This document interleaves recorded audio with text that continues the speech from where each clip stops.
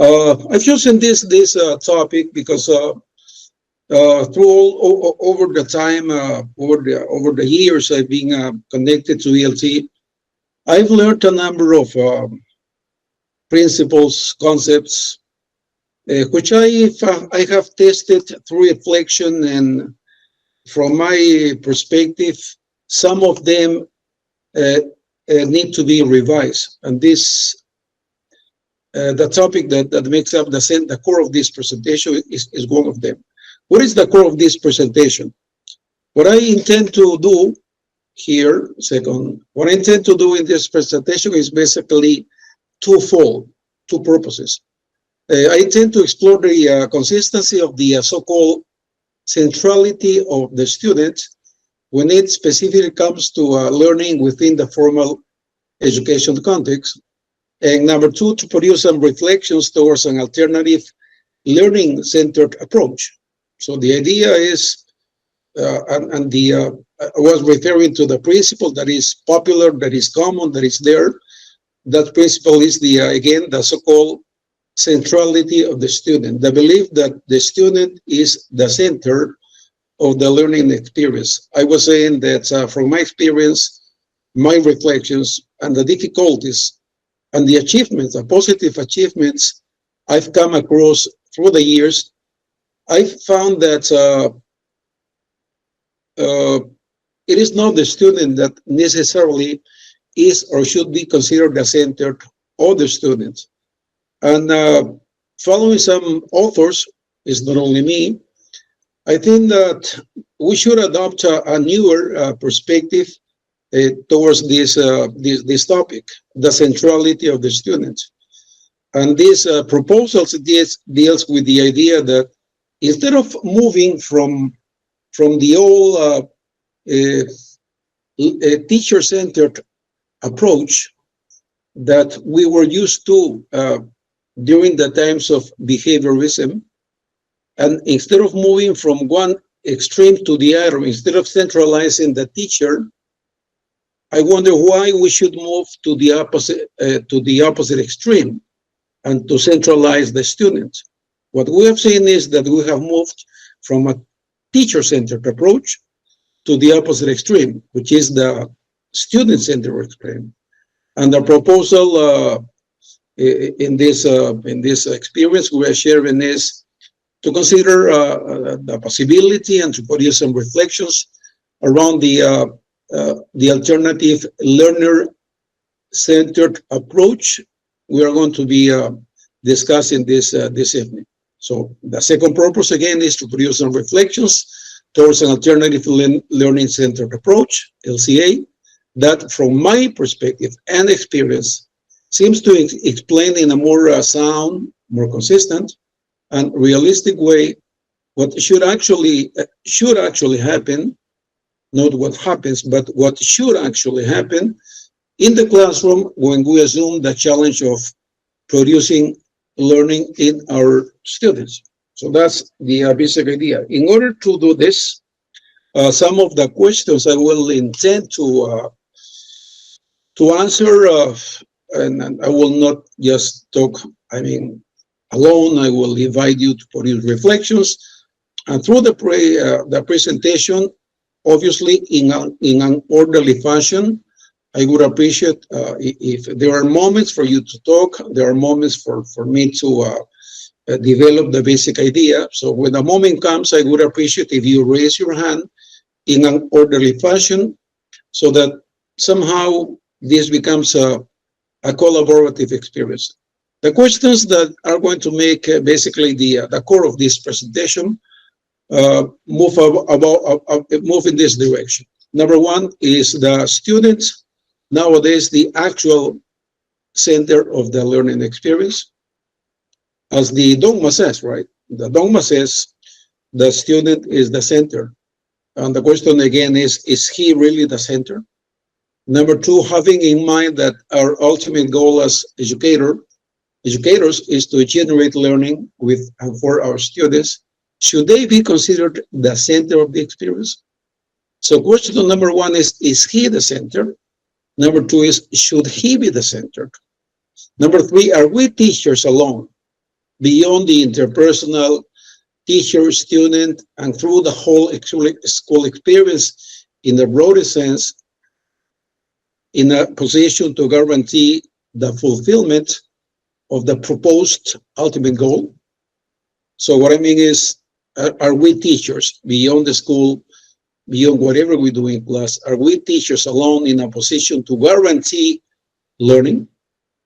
And then another question that I would like somehow to develop with the presentation is, what are the factors and agents should we take into account towards the generation of learning in our students? So that is the framework for this activity. Now, as an opening reflection, I would like to hear you producing some ideas, some reflections, departing from these diagrams, the diagrams you see on the screen.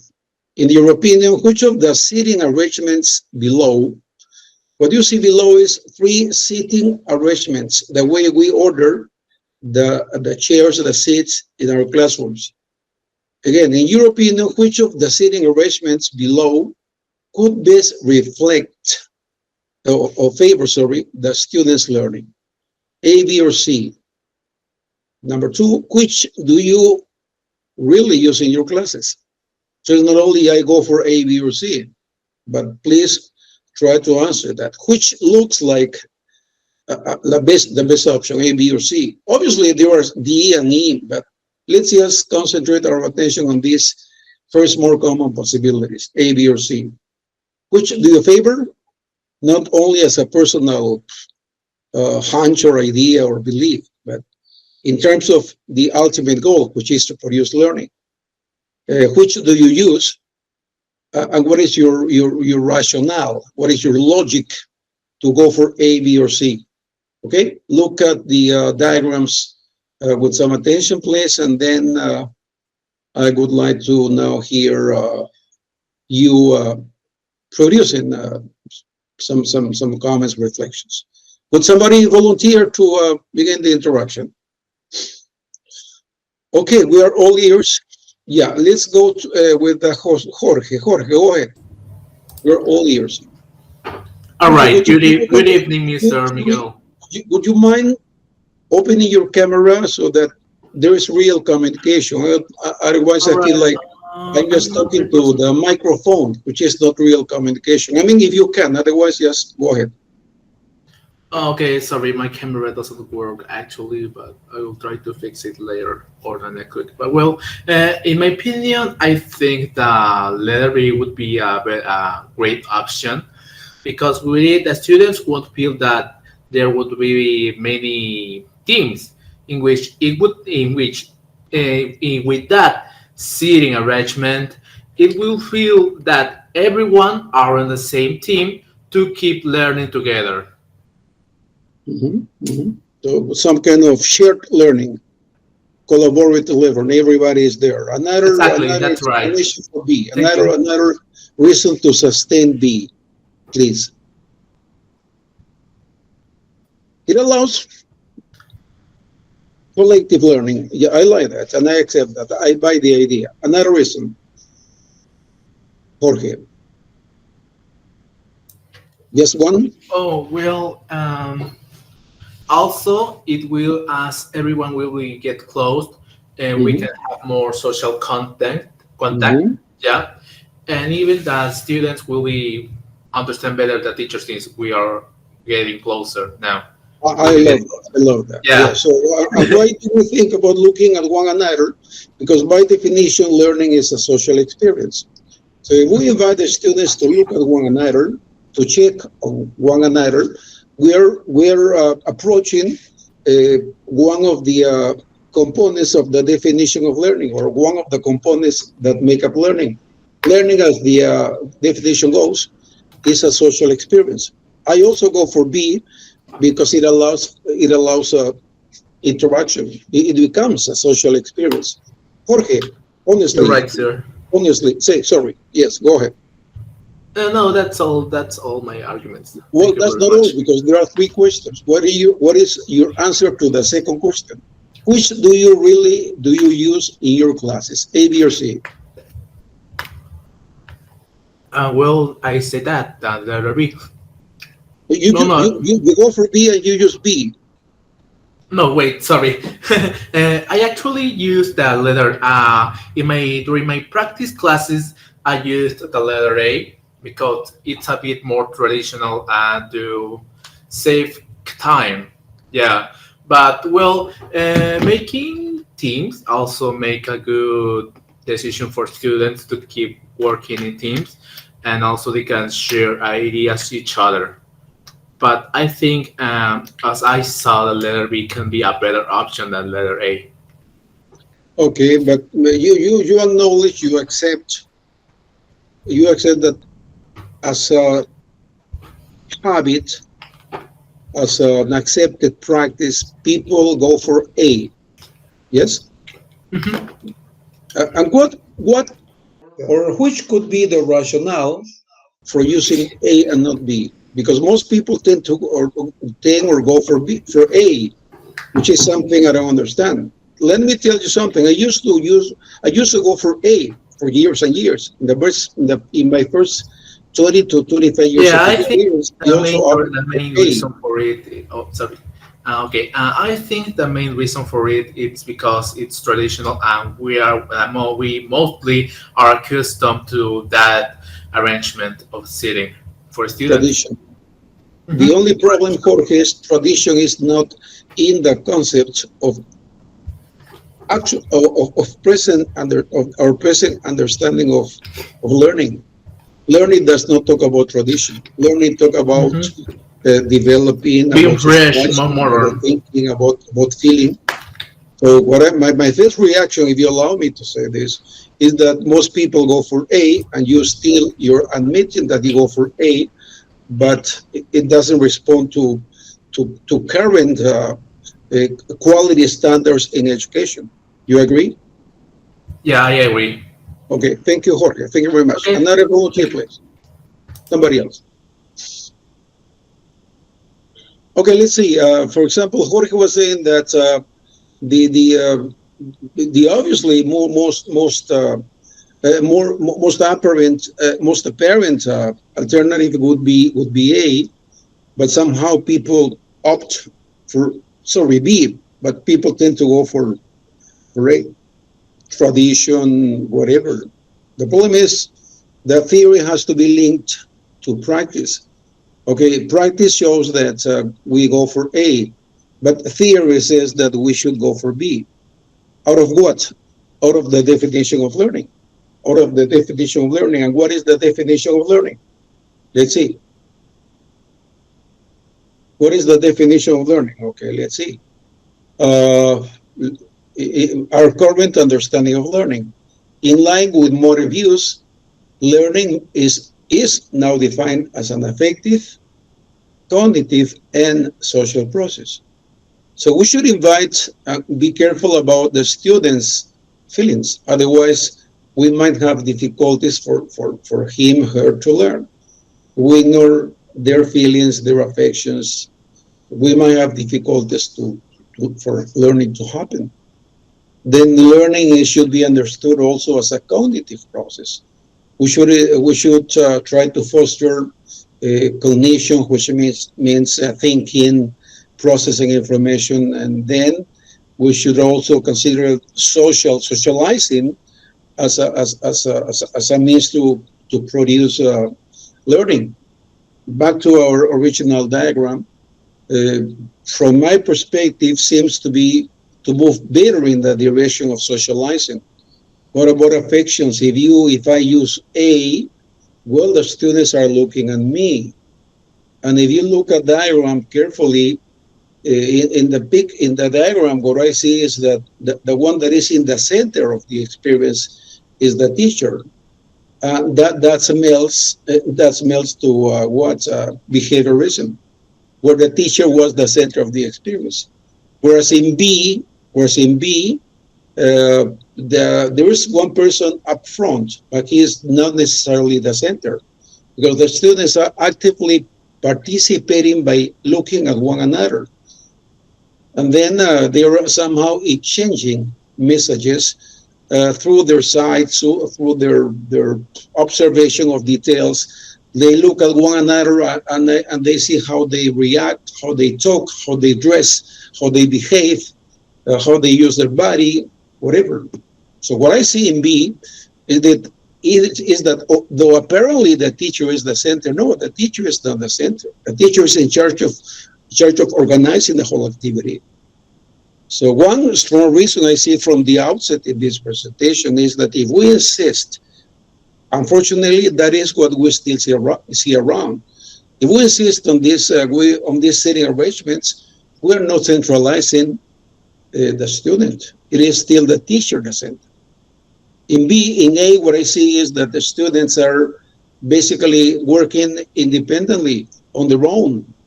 They don't look at one another. They don't see, they don't feel their classmates. There's no affection, there's no socializing. And the one that thinks and processes information by way of controlling everything in class is the teacher. Was somebody there wanted to say something? Sorry? No? Okay. So 1 second. Carmencita Arana, go ahead. Good evening, teacher. Yeah. In my case, I prefer choose the second picture. Because I can communicate with my students better. The communication is better.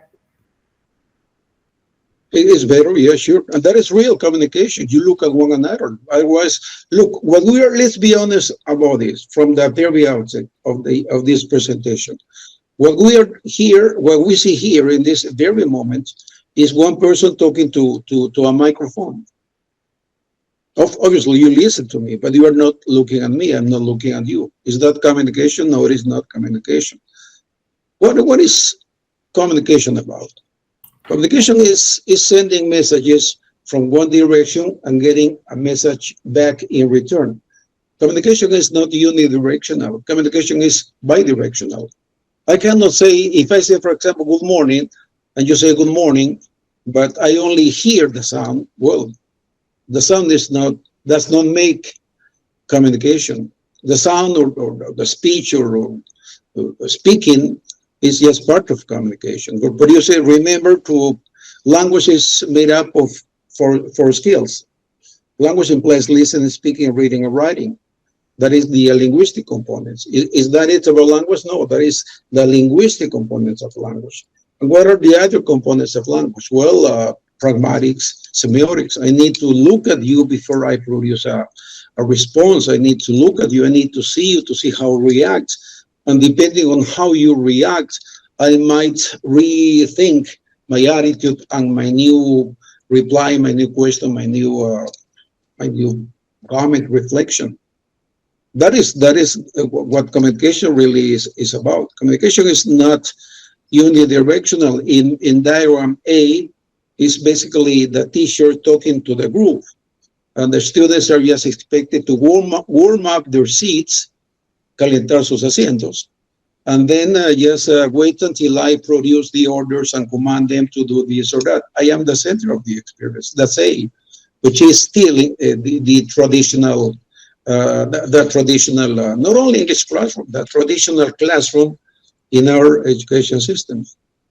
I agree with Carmen. B allows for affection, interaction, allows for communication, following Carmen's comments. So what we do as teachers, it has to do basically with communication. More than teaching, our job has to do with learning. We are in class, our students and us teachers. Why do we meet? Why do we get together within the space of surrounded by four walls? To pass the time, to worship the students, to clap them? No, we get together in order to produce one important single ultimate goal: learning. We get together to produce learning. We don't get together to honor anybody. And in order to produce learning, well, we will discuss little by little the details that from my perspective we need to take into account. Let's move on. Okay, here. So just to put some order in our presentation, let's remember this. What about the student-centered approach? What is the origin?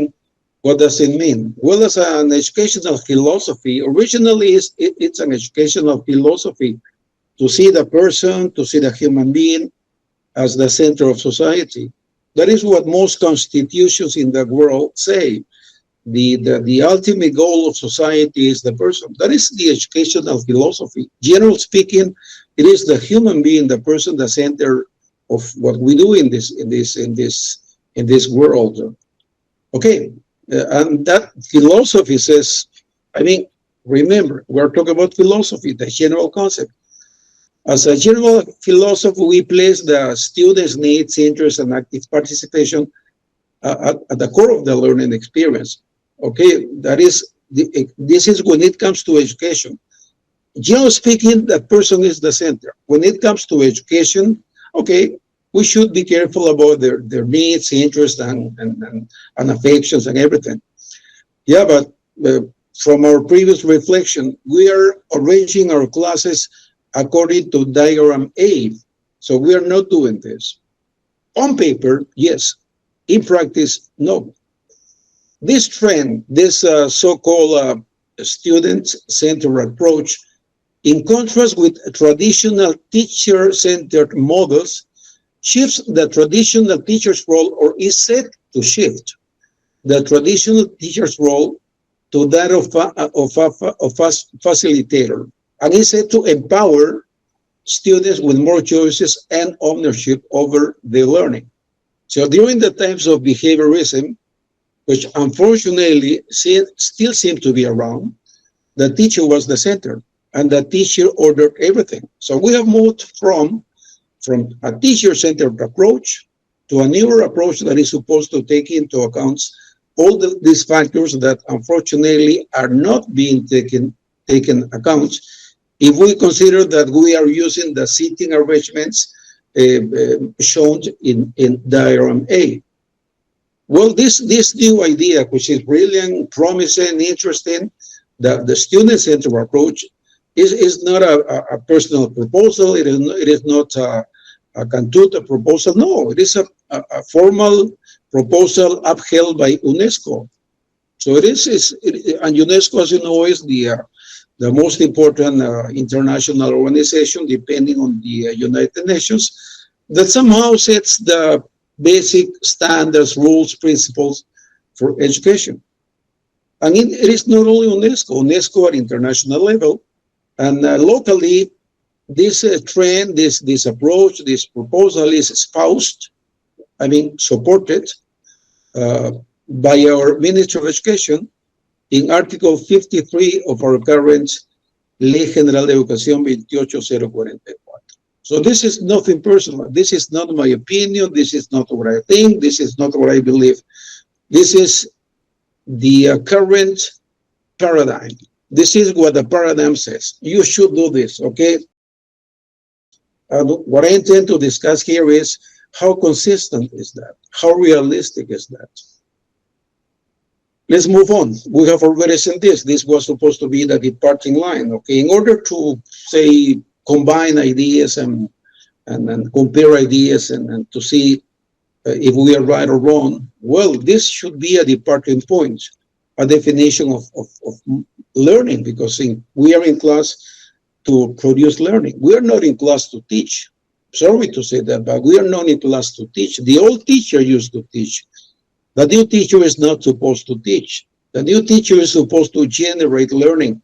It's not only a matter of playing with words. No, in the old paradigm, the teacher was the only one talking. He knew everything, and he supposed that the students didn't know. Well, now we know, thanks to David Ausubel, among other authors, we know that the student knows.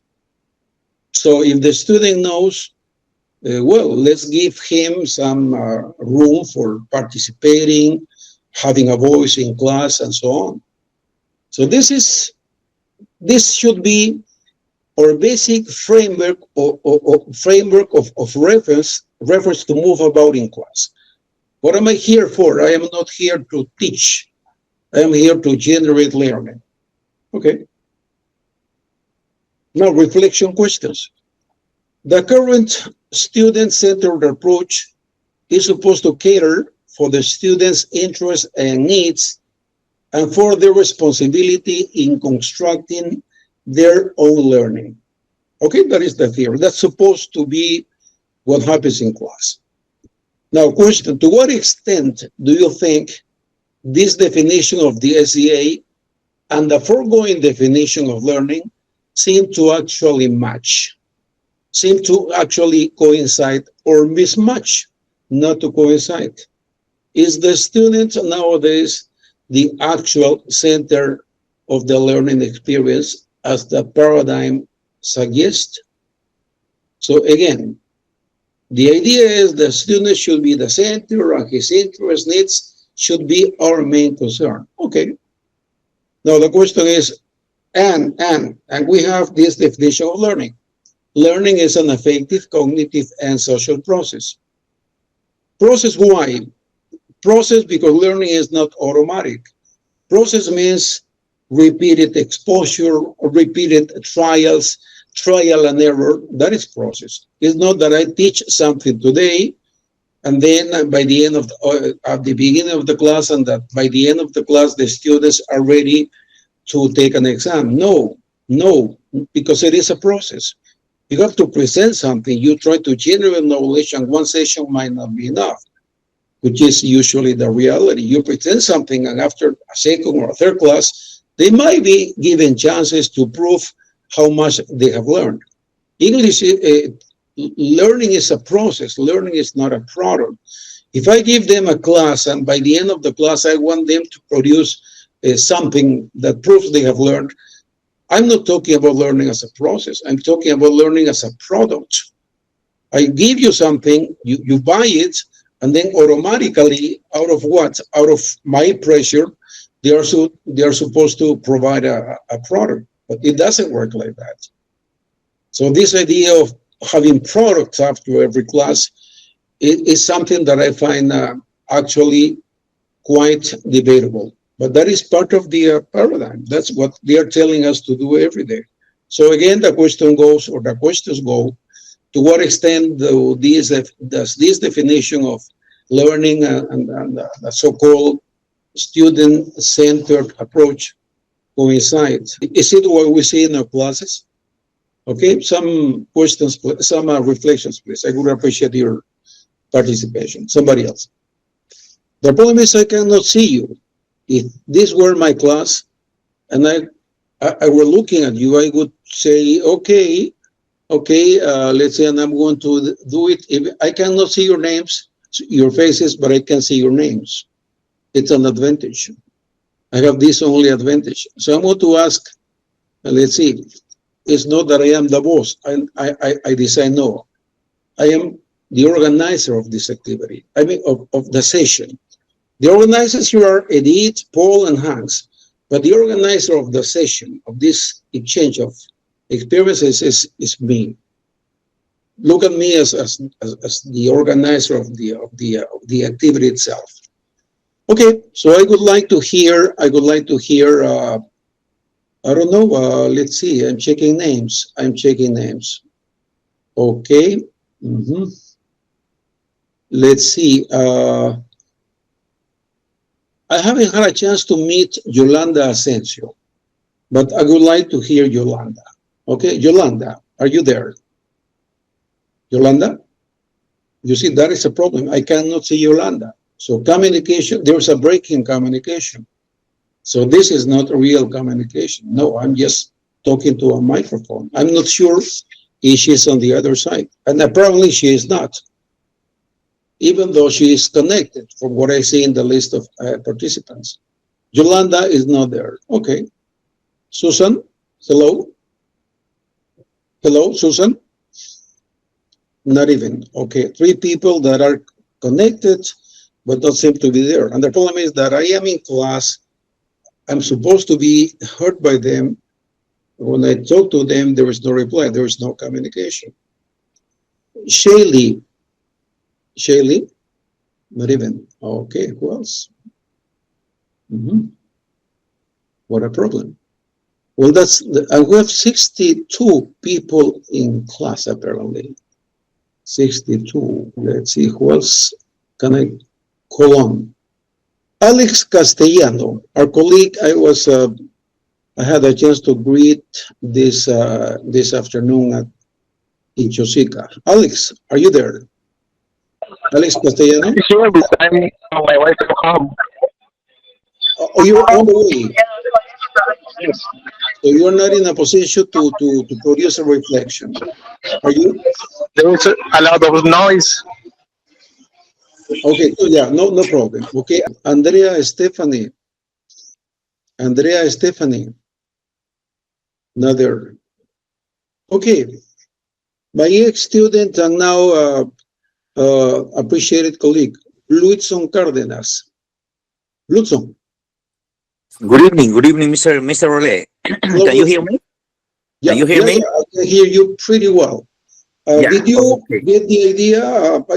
I would appreciate if you look at the screen again. And I was saying that I have already presented the definition of learning, which is our ultimate goal. And then we have presented slightly, introductorily, the concept of a learner-centered approach. My question is, to what extent you see them coincide or mismatch or not to coincide? And number two is the student, departing from your first reflection, is the student nowadays the actual center of the learning experience? Go ahead, Blue. Yeah, actually we have now a big problem because many teachers are not actualized, or they are not how to do with that, because it depends of the teacher. If if they know the real methods or approaches that they have to know in order to change all that kind of methodology that we used to use in the past, no? And now many teachers, they continue being the central of the learning, not the students. You mean the teacher? The teacher, yes, the teacher, because continues being the center of the experience. Yeah, because they continue following the methodology or the approach that we used to use in the past. Because they continue controlling the whole experience. Yeah. Okay. So it's clear to me. Yeah. I mean that I had experiences talking and sometimes watching classes of my colleagues, and they continue using this kind of approaches that they belong to the past, no? The grammar translation method, audiolingual method, behaviorism. Yeah, behavior. Yeah, they continue. So they pretend that they are using communicative approach, but it's not in that way. They pretend, but it's totally different when they are in front of the students. So students are accustomed to use, or they want to listen to the teacher as the center of the learning. That's the other problem as well. They don't want to participate. Blue, help me elaborate on this. So you're saying, and I share your reflection, your idea, your rationale. The teacher continues to be in the center. That sounds like basically behaviorism. Yeah. But UNESCO and the Minedu pretend that the student is the center. So there's a mismatch. They don't match. There's a mismatch. We're talking about two different movies, two different pictures, right? Yes. Yeah. It is something that is happening now in Peru. Okay. In Peru. So probably in Comas, where I work, Perhaps in another places, in another districts, the context is different. But in the place that I work in the Ojel 04, I saw this kind of experiences because I visited classes of my colleagues, and that happened. Okay, so the student is not the center of the learning experience. Now, advancing an idea, because we'll talk about later, but just to check where we're going. You're saying the student is not. My question is, should he be the center? Yes. Sure. Yeah. Okay. Yeah, because if they don't practice, if they don't be the center of the learning, how they are going to get involved in the learning in the learning of English? Okay, they need practice constantly. They have to communicate by themselves. Yeah, I'm not going to say if I agree or not. Okay, but I have taken note of your two answers. Basically, it is not working. It is not in class yet, but it should be. Okay. What I have learned when I started developing my critical thinking, I learned that I have to check the sources of information. For example, if I read a book and the book says do this, do that, it's not enough to check that it is a printed message. I have to check about the author. In this case, you are producing two opinions. For the audience to validate the authority you have to produce these reflections. How old have you been? How many years have you been around this? When did you start your teaching career? Okay, I have teaching for 33 years. Over 30 years. So you seem to have in primary, secondary, and okay. So you seem to have some authority to talk about this. Thank you very much, Blue. Okay, two opinions. Okay, we're not saying yes or no. We're only collecting information, and this is an interesting opening line. Okay, somebody else, please. Somebody else. Dare to produce opinions. You are in this moment. You pretend. Please pretend. Do an effort to pretend you are the student. I am the teacher. I invite you to produce opinions. You have the authority, you have experience, you are teachers, you are professionals. You should be able to produce opinions. I mean, I won't question you. I will try to control myself and say, okay, that's your opinion. Okay, and then we will continue with the presentation. I need at least one more opinion. Otherwise, it might sound like I have invited Blue to produce an opinion because he's my dear friend and appreciated colleague, which is not the case. He is my friend, but I haven't invited him in the first place, it was the committee that invited Blue, not me. Somebody else, another opinion, please, somebody. I don't know, Agatha, Eileen, Alejandra, I don't know, somebody, please. Somebody. Who is this? Rosa Luz. Rosita. Okay. Good evening, teacher Miguel Oré de los Santos. Well, when you are talking about teaching in class, I think that the teacher is the role of the teacher right now in a class. I think that it is the principal motivator in the class. Okay, you are going to motivate the students to participate, have a communication, have an interactive class, because it's important the opinion of the students. And when you listen them, okay, they are going to be comfortable that they give opinions in the class. This really is, for me, it's important that they speak in the class all the time. This is my idea, yes, I know that it's a process, yes, the knowledge is a process, but it's important that they give opinions. What do you think about the topic? You know, and if they understand the lesson, right? And practice all the time, practice with the students. That is my idea Rosita, Yes. one little observation. Yes. I'm not questioning the role of the teacher. Yes. What I feel deserves further reflection is the centrality of either the teacher or of the student. This is the point under discussion, the centrality. If you say, yes, we need somebody or doing this and that control, yeah, but you don't need to show that you are the boss. I agree on this. We need somebody organizing. We need somebody setting the rules. But think about this for a little second.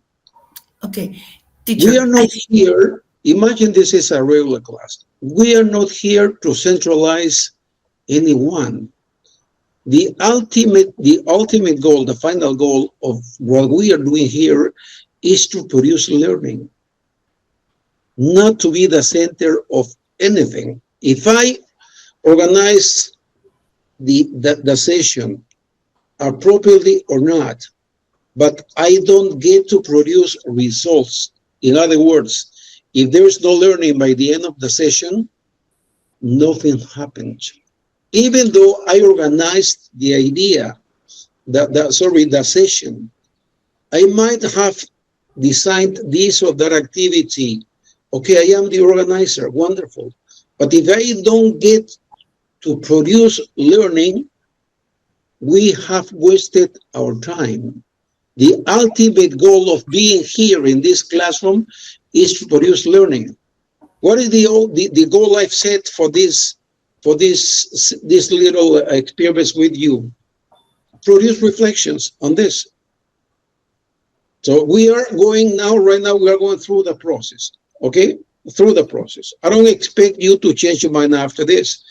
It's only, I'm only promising reflections, and by the end you will continue reflecting at home, and because it is a process, when you are home or tomorrow, the day after tomorrow in class, you will probably remember some of these ideas here, and then you might need to revise your original understanding of the experience. I'm not denying that we need somebody organizing. That is not under discussion. I mean, the students cannot do whatever they want in class. Neither the teacher can do whatever he or she wants. No, this is not, I teach the way I want. No, it's a profession, and professions have rules, principles. I'm supposed to follow the rules and the principles dictated by the profession. I don't organize the class according to what I think, to what I feel, to my impression or to hunches or beliefs. No, if this is a cachuelo or a profession, well, the profession has rules, and I'm supposed to follow the rules. And the rule says now, the rules say learning is an affective, cognitive, and social process. In charge of whom? Is in charge of the teacher. Is he the only responsible? Well, that is what we're going to discuss this evening.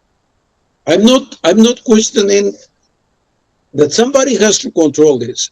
In this case, for example, I'm sort of organizing the class itself, the experiment itself.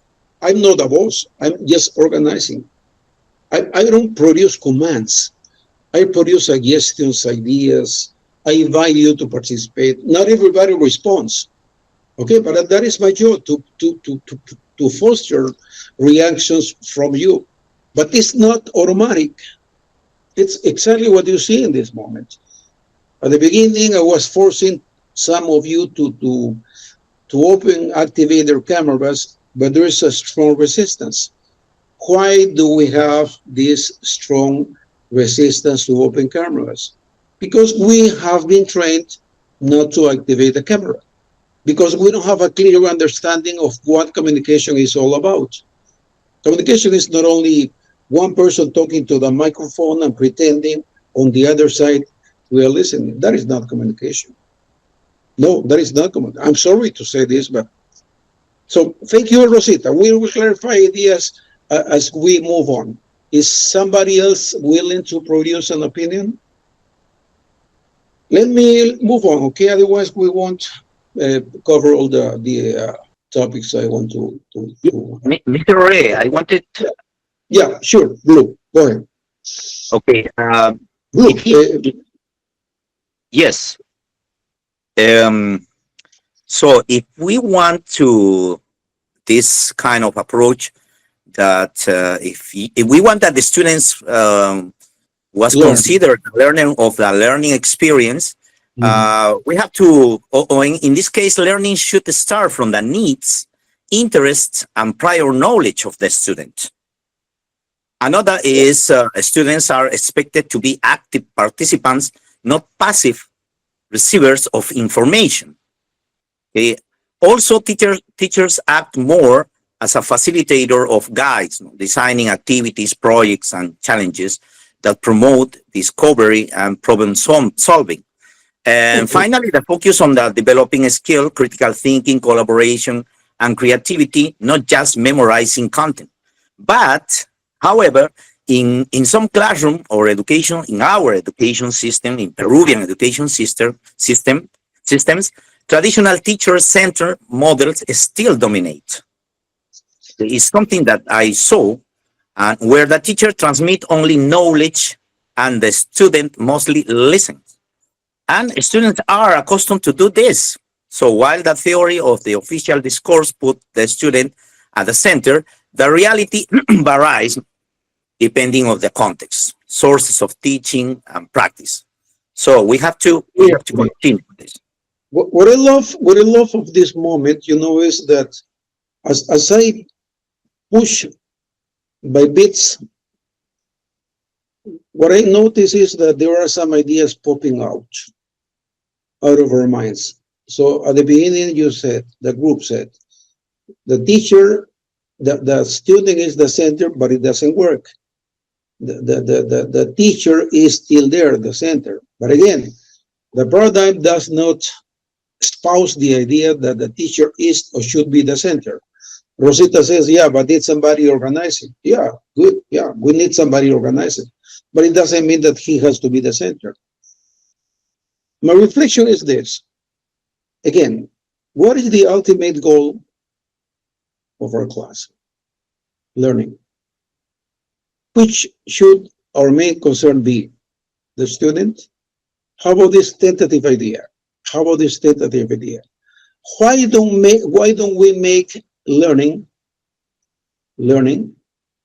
and all the factors and agents that contribute to make learning possible our main concern? Why centering on the student? In order for learning to occur, we need a student, but not any type of student. We need a student with the appropriate attitude, willing to learn. A student that understands, following Blue, that understands I have taken care of his needs, I have identified his needs, and in response to that, this is what I'm going to do in class. So what am I talking about now? I'm saying, if you concentrate too much on the student and you say, oh yes, he is the center, I'm taking care of his needs, but he doesn't feel, he doesn't sense that you are responding to what he needs, his attitude towards learning will be negative, and he will tend not to learn. Whose responsibility is that? The approach, not the method. Because in my mind, what I am centralizing is the student, whereas I should take into account that there are more factors that help produce learning. Yes, the student should somehow be our concern, but we don't want the student to be the center as the ultimate goal of the class, as the final goal. We want learning to be produced as a result of the experience. So if learning is the final goal, everything that happens in class should move in that direction. And in order to move in that direction effectively, I need to see around and see what other factors are in a possibility to help me produce learning. Let me continue with the presentation, and little by little we'll round up the ideas better, okay? Here. So this is what we have so far. What I'm listening is this. The proposal is this, it is not working, and what I notice in this class is that there is some confusion. I'm sure Rosita, because I know Rosita and how intelligent and smart she is and how effective she is in class, from my short experience, a friendly experience with her, but I understand what she means. She means we need an organizer by way of facilitator, tutor, mentor, whatever. Yeah, we need somebody organizer, but we don't need any type of organizer. We don't need any teacher. We need a teacher, a professional with specific qualifications to control the experience. It's not any teacher. The problem is if you centralize too much, if you center your attention too much on the student, if you centralize too much the student, the teacher might become a second important class agent in the process. In my opinion, we don't need any student. No, I need a student with the appropriate attitude.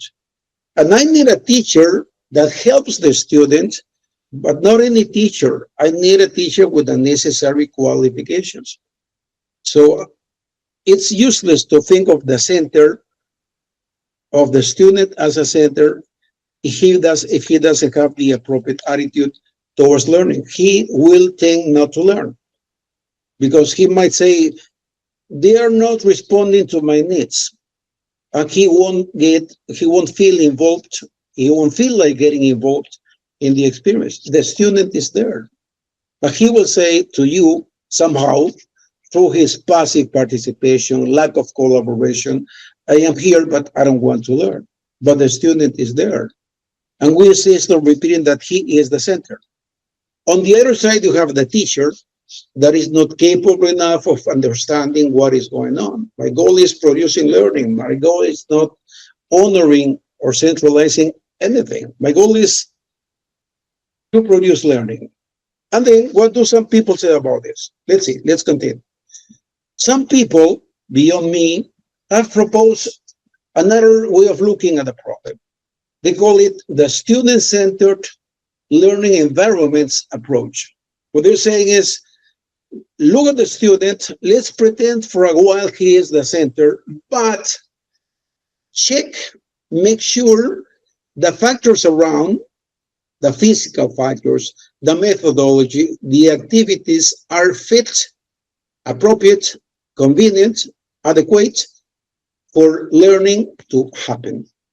So it's not only the student, it's the student and the factors around. I like that. Damsa and the lunch have acknowledged in that direction the importance of the current SEA. Well, they say, yeah, the idea sounds fit, sounds fine, sounds interesting, but they problematize the feasibility of reaching this goal if the features of the learning environment do not suffice to help meet the student's expected outcome. Translation. They say, yeah, it sounds fine, but the problem is if the environmental factors is not fit. The learning environment, the place where they are studying, and they are not talking about the physical environment. They are talking about activities, they are talking about the method, all that. If the method, let's see, look at the infrastructure. If it's a classroom without the necessary minimum technological equipment, they will have more difficulties to learn. They are not available in this classroom. So, and we continue looking at the student and pretending he is the center. Well, these people say, Damsa and Delan say, yeah, sounds fine, but the theory doesn't work alone. We need a teacher, but the surroundings, what's around should also be taken care of. They claim that it is not learning that is student-centered, since learning is a process enacted by the learner anyway. It is rather the environment that provides opportunities for learning. Therefore, This is DAMSA and the lunch. Therefore, the emphasis should rather be on designing environments that place the student at the center. If you read between lines, they are somehow validating the student-centered approach, but they're not saying the proposal doesn't work by itself, isolated. It might be that it works to the extent other factors push in the same direction. So we have to have a learning environment where students can make use of and act upon what is provided. This means going from considering class activities, resources, methodology, technology, books, whatever you give, tools, guidance. Okay, this is what Rosita was talking, guidance. Okay, that is the role of the tutor, but guidance by itself is not enough. They also need the physical resources to trigger, enhance, and support their learning. This is a step forward. This is not the traditional SEA. This is people from 2019. In my opinion, it's like somehow enlarging, giving us a wider perspective of what we were talking about at the beginning, centering our student basically or almost exclusively on the student, centralizing what doesn't work by itself. The student alone cannot do anything by himself. He needs an appropriate environment, the appropriate conditions for learning to occur, for learning to happen. Now, reflection questions this part. Acknowledging, accepting, recognizing the importance of the role of the student in and through the learning process, the student-centered learning environments approach, meaning the student and the conditions around, moves a little forward and intends to make us aware of the need to attentively secure the provision of the appropriate contextual key elements that may help foster learning. What they're saying is, maybe the center or not, but to the extent we ignore or consider the factors around, well, learning become more or less a reality. So don't tell me, they say, my reading, again, that the student by itself, centering the student by itself is enough to guarantee learning. Having in mind that our final goal, ultimate goal, as educators is to generate learning with and for the students, the question is, and this is a reflection I'm sort of provoking, having in mind that our final goal is to generate learning in and for our students, do you think the mere assumption of the centrality of the students suffices to foster learning? Do you see the proposal of the student-centered approach and the student-centered learning environments approach clash in one way or another? Is there an opposition? Again, is there a match or a mismatch between the two proposals? The student-centered approach by itself suffices to produce learning. The environment seems to matter, the learning environment. So again, this is more to do with factors, resources, more than just the mere physical structure of the classroom. That is the newer reflection question I am posing for you.